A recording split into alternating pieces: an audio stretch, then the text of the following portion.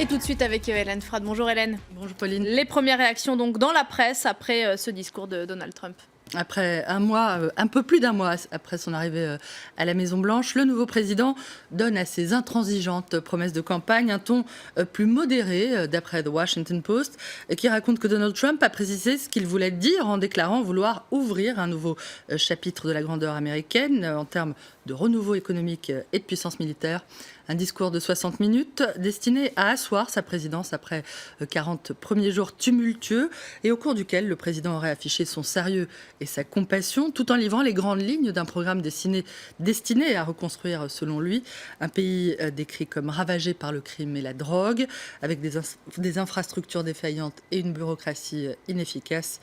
Trump appuie sur le bouton Reset, commente Politico, qui parle d'une adresse au Congrès teintée d'espoir, un moment placé sous le signe de l'unité après 39 jours à la Maison-Blanche, chaotique et porteur de division, je cite. Un ton optimiste qui suscite des réactions contrastées dans la presse. Satisfaction du côté de Fox News, qui parle d'un discours généralement bien accueilli, qui pourrait effectivement offrir un nouveau départ à la jeune présidence de Donald Trump, après des débuts mouvementés et une première séquence où les affrontements avec les médias et les controverses sur son équipe ont parfois pris le pas sur les actions entreprises sur le front de l'emploi, notamment. Beaucoup plus de circonspection, en revanche, du côté de The Hill. Ne vous faites pas avoir par le personnage de Trump, l'optimiste, prévient le site, pour qui le discours de cette nuit n'est qu'un artifice de plus. Il n'est pas devenu quelqu'un d'autre, ses conseillers n'ont pas changé, ses idées non plus. L'optimisme soudain de Donald Trump ne convaincra que la sorte de gens qui se sentent mieux si l'agresseur qui les poignarde le fait en chantant une mélodie joyeuse. Je cite, « L'optimisme ne change rien à l'affaire ». Réaction partagée aussi sur les réseaux sociaux. Du côté des détracteurs de Donald Trump, c'est l'ironie qui domine. On a choisi pour vous ce tweet qui fait allusion au tout récent cafouillage des Oscars et dire qu'on pensait que le couac auquel on a assisté à la remise du prix du meilleur film était la plus grosse erreur à laquelle on assisterait en direct cette semaine. Un ton mordant, on l'entend, qui tranche avec la ferveur des partisans de Donald Trump, qui ont également réagi à la diffusion des extraits de son discours sur le compte Twitter de la Maison-Blanche. Croyons en nous-mêmes, croyons en notre futur et croyons une fois encore en l'Amérique, a déclaré notamment le président cette nuit. Amen, réagit un internaute. Monsieur le Président, quel discours! Vous êtes le plus grand président que j'ai connu en 47 ans d'existence, écrit un internaute. Qui poursuit, vous avez fait pleurer mon grand-père de 82 ans et qui voulait voir un président tel que vous avant de quitter ce monde. Merci. Un coup d'œil à présent à l'actualité française avec le bilan des interventions militaires du quinquennat Hollande. On passe à toute autre chose. L'humanité dénonce 5 ans de fuite en avant guerrière, sans horizon diplomatique, une multiplication des interventions extérieures, au Mali d'abord avec l'opération Serval, puis au Sahel avec Barkhane, en République centrafricaine avec Sangaris et au Moyen-Orient avec l'opération Chamal contre le groupe État islamique. Des opérations sans perspective politique, regrette l'UMA.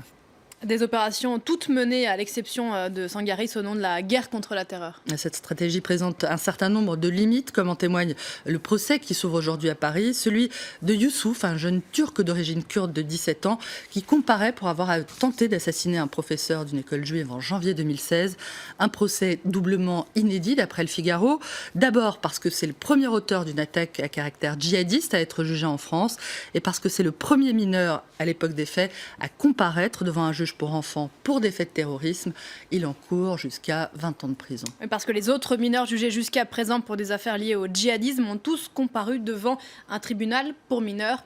Classique. D'après le Figaro, il s'agissait exclusivement de cas de velléité de départ pour la Syrie. Le journal, qui évoque un total de 53 mineurs poursuivis actuellement, rapporte que la justice française s'apprête à faire face au retour de Syrie et d'Irak de nombreux mineurs ayant commis des exactions et qu'il faudra juger, sachant que la justice a très peu de recul sur ce phénomène, souvent résumé par le terme d'enfant-soldat, un terme pratique mais pas officiel, selon Philippe Brismur, qui a été interrogé par Libération, qui revient aussi longuement ce matin sur ce phénomène. Selon ce responsable de la commission droits des enfants d'Amnesty International, si ces mineurs doivent être effectivement jugés, ils doivent l'être en tenant compte du fait qu'ils ont été pour la plupart victimes de lavage de cerveau via Internet, notamment terroristes et mineurs, bourreaux et victimes à la fois.